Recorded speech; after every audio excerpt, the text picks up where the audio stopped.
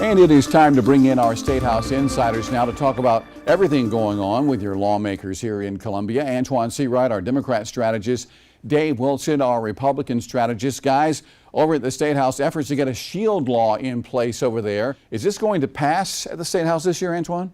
Well, I think that's up to Dave and his party. I think overwhelmingly, a majority of the Republican-dominated legislature in the state wants to do something about this. This piece of legislation around this issue has been at the hands of political football for several sessions now. So I would not be surprised if the legislation passes.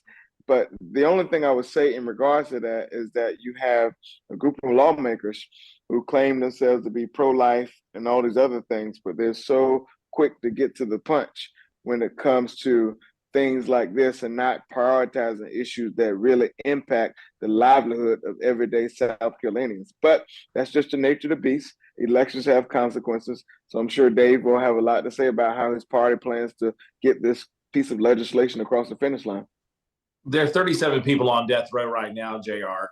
And as it stands right now, the Supreme Court has put anything that has to do with executions on hold because there was either the electric chair or the firing squad, and they have found those not to be acceptable forms. And so we had a shield law in place until the mid-2010s, but that expired.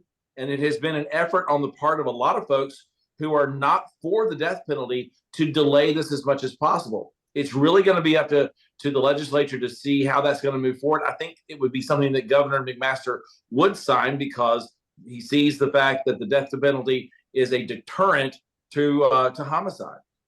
All right, I want to get to Trump and Haley now, both running for the White House in 2024. Trump was in Columbia last weekend. Haley will make her official announcement coming up on February 15th. Are we setting up for a dogfight here in the state of South Carolina? Dave, what do you think?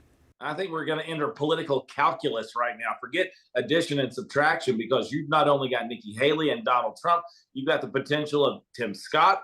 You've got a potential of a pool of at least 7, 8, 9, 10 candidates who could be coming into the race. Right now, you have Donald Trump and Nikki Haley saying that she's going to run. It has been something that ever since she left the governor's office and went to the United Nations, got that international experience, she has been preparing for launch, and now we're like at a T-minus 13 days and counting.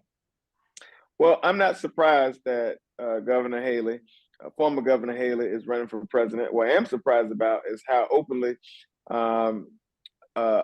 she's been from a hypocritical standpoint, because she was the one on her own accord declared that if Donald Trump was to run for president, she would not run. Now here she is announcing. What I think this is going to play out to be is a lot of Republicans want to be considered the alternative, or everyone who runs for president is not looking to be the nominee. Perhaps they want to be a part of the conversation.